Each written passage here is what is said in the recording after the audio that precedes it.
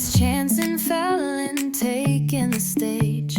Deep dives ready to engage. Conversations that spark the soul, where stories unfold and make you whole. The Chance and Fallon Show's the place to be. Talking about the world and what we need to see. Tune in now, don't miss a beat. Articulation Media's got you on your feet.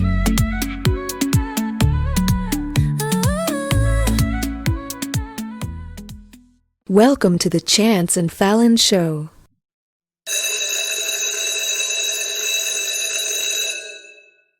Okay, let's unpack this. We're diving into the initial landscape for the 2026 U.S. House elections. And I know that sounds like it's a long way off, but the campaigning, the drama, it's all already happening. Oh, it's well underway. So what we want to do today is take a high-level look at the sheer scale of the change we're seeing, and then we're going to drill way down into one single primary race, a race where a challenger's whole manifesto, it perfectly captures this anti-establishment mood. And that's really the essential starting point for you, the listener. The numbers, they're just huge. The 119th Congress, which started last year, 2025, has 435 incumbent representatives. Right. Every single one of those seats, plus 2 new special elections, one in New Jersey, one in Texas. Right. It means we have 437 seats up for grabs on November 3, 2026. So a complete political reset. A total reset. And what's really setting this cycle apart, I think, is just the staggering volume of interest right out of the gate. If you look at the candidate pool, our sources show we have, 2,651 individuals currently seeking a House seat? 2,651. It's a massive number. And the breakdown is 1,411 Democrats, 1,002 Republicans, and then 106 independents. That is a truly massive bench of ambition. It is.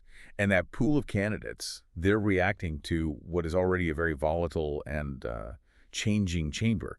Mm-hmm. When we look at the macro picture, you have to account for both, forced and voluntary departures. Mm-hmm.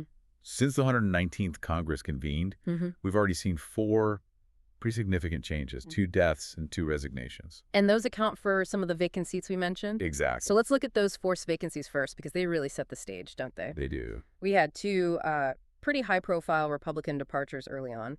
First, Matt Gaetz of Florida's 1st District. He technically resigned from the 118th Congress, but then he declined his seat in the 119th. Right. That was a unique situation. And then you had Mike Waltz from Florida's 6th, who resigned in January of 2025. And then, sadly, we also saw the loss of 2 really prominent Democratic members in March 2025. That was Sylvester Turner of Texas's 18th District and Raul Grijalva of Arizona's 7th. And their deaths left 2 seats immediately vacant. That's right. So before 2026 really even begins, the makeup of the House has already been shaken up by things completely outside of the election cycle. But if we want to get the vibe of the 2026 elections, this is where it gets really telling. The voluntary turnover. Are we seeing just the normal retirement curve or something else going on? It looks like something else based on the numbers.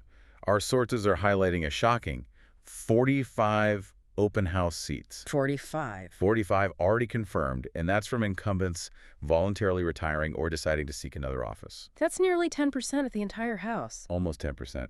Turning over before a single primary's even been decided. And let that sink in. 45 open seats. Exactly. And that number, it breaks down into 27 Republican retirements and 18 Democratic ones. Mm-hmm. When you have members who've been there a long time voluntarily step aside, it just creates this massive institutional vacuum. It's not just about party control, is it? No, not at all. It's about losing institutional memory, committee power, Mm-hmm.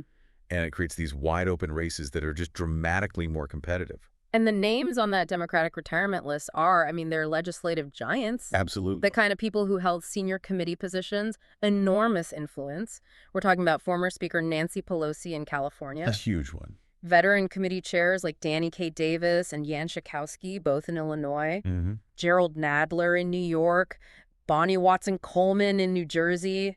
Even Maine's Jared Golden, who held a really competitive seat, he's confirmed he's not running again. And don't forget Mikey Sherrill in New Jersey. She ran for governor and won, so her seat is now wide open too. So when you lose figures with that kind of stature, it means the next Congress, the 120th, is going to be fundamentally different. And probably less experienced. Almost certainly less experience. The whole committee system gets reshuffled, and seniority, which has, traditionally been the bedrock of power in Congress, it's being voluntarily eroded. So when you add up those 45 voluntary departures, plus the fact that, 388 incumbent statuses are still technically undetermined? Right. Pending primaries or conventions. The real story, then, is the battle for who replaces that old guard. That is the defining narrative of this 2026 cycle. So we've set up the macro picture. Massive turnover, huge number of candidates, an institutional vacuum.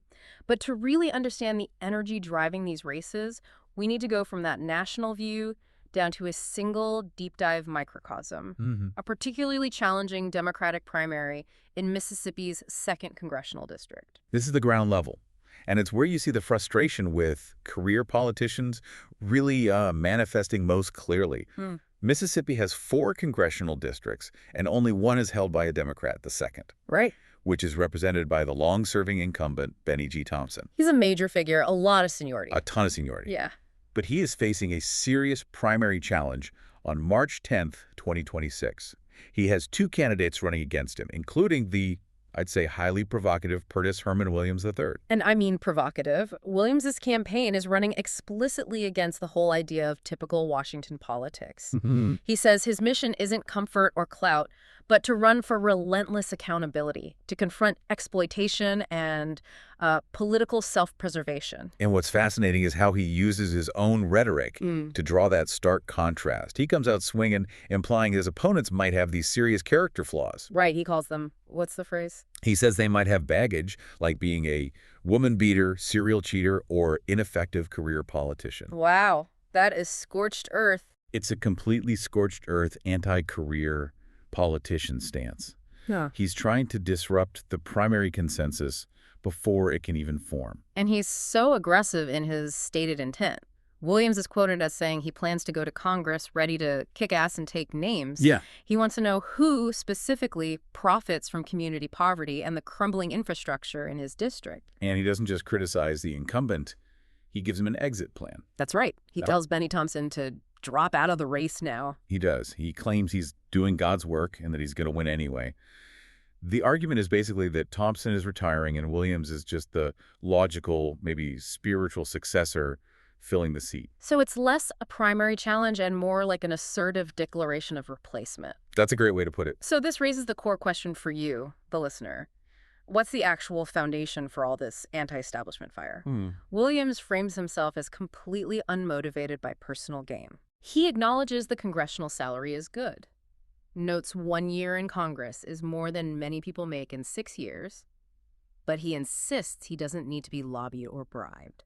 And his solution for that is his plan. His massive, ready-to-go 800-page plan for everything. The 800-page plan is, it's a brilliant, if disruptive, political prop. It is, isn't it? It's meant to imply that he's done the homework, he has all the answers, and he does not need lobbyists or the political machine to tell him how to govern. It's an explicit counterpoint to the typical career politician who relies on insider knowledge, on relationships. So he's saying, I'm immune to corruption because I have a non-negotiable pre-written constitution for my term. Exactly. And that desire for selfless disruption is backed up by his claims of national experience. He's done this bridge-building work through something called Project Humanity and the Uniting America Project, Right. where he's interacted with people from both major parties all over the country. So this suggests he's not just some fringe local candidate. Yeah. He's trying to tap into a national frustration that leaders, regardless of party, they become insulated from consequences. And you see this frustration play out in the local issues he's championing. Yeah, let's bring his whole relentless accountability thing down to a very tangible local conflict. Lake Hiko in Jackson, Mississippi. This is a powerful, specific example that makes his rhetoric feel real. Williams is actively fighting to get Lake Hiko reopened to the public for recreation.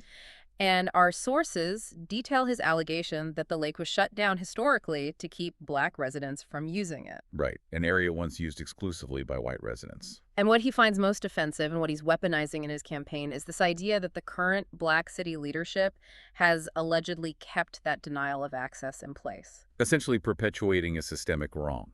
That narrative, a local leader maintaining an unjust status quo, is a direct indictment of the entrenched power he's running against. It makes his quest for accountability extremely personal. He's tying historical injustice to present-day political failure. That's a potent message in a primary. But if we connect this compelling micro-story back to the macro reality of 2026, we have to talk about the financial stakes. Ah, yes. The money. This is where the system usually filters out the disruptive voices, right? No matter how resonant their message is. Absolutely. The Federal Election Commission, the FEC, they're the regulatory body. They require candidates to report financial activity if they raise or spend over $5,000. So that $5,000 is kind of the baseline filter for anyone trying to show they're even moderately serious. It's the first hurdle, yeah. And the money you need to run a serious competitive race against an entrenched system it's just staggering. Look at the war chests incumbents have. For instance, New York's 14th district, Alexandria Ocasio-Cortez, has total receipts of nearly $19.9 million, dispersed over $11.7 million. Or a competitive open seat like Virginia CD7, where Eugene Vindman has raised over $5.3 million. That is the high-stakes table this guy Williams is walking up to. And that massive financial disparity is the systemic challenge facing all outsiders. How do you compete with a nearly $20 million war chest when you're running on a platform of rejecting lobbyist money and institutional funding? We even see the reality of that financial struggle in, non-competitive races in Mississippi.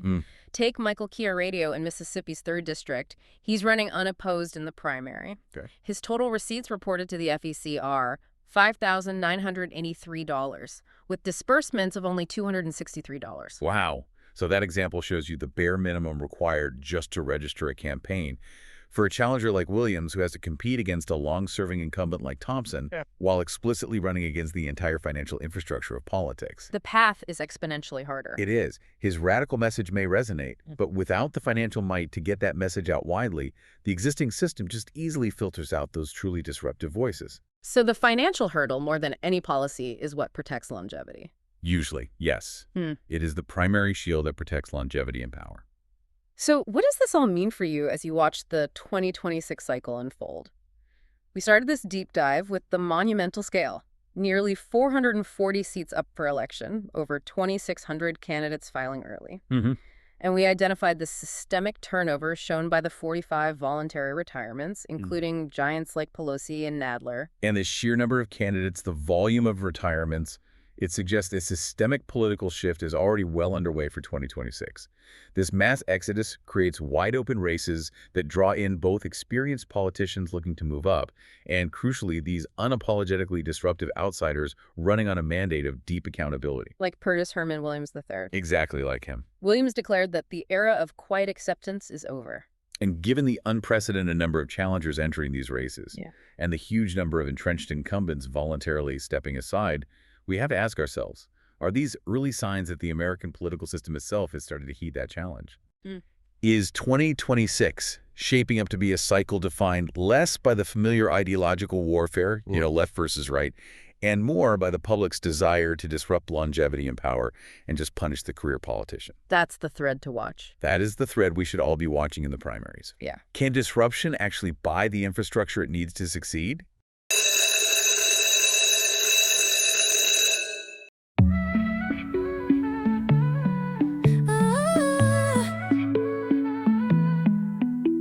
It's Chance and Fallon taking the stage. Deep dives ready to engage. Conversations that spark the soul, where stories unfold and make you whole.